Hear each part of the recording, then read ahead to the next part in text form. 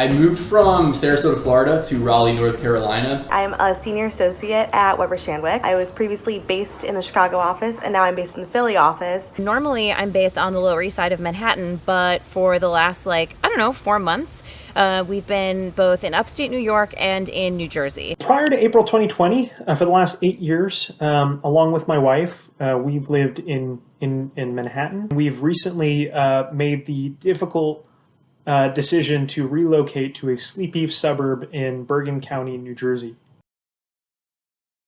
Our lease was up, and this happened right as New York City was shutting down.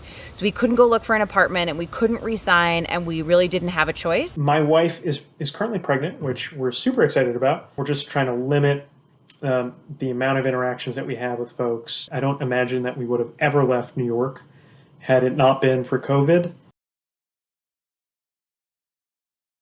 There are a number of challenges when you're moving during a pandemic.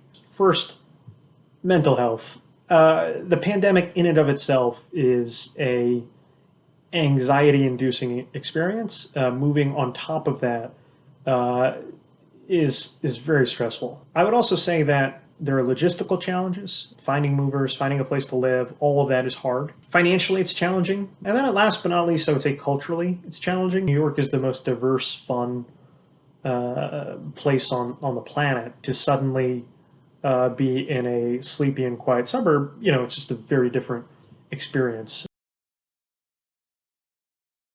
I have my roommates, and I try to hang out with their friends in socially distanced, safe ways when I can. For the most part, I've been exploring parks and other things that are outside and generally safe to go to. Since we left New York to avoid people, essentially, we're doing the same for the most part in New Jersey.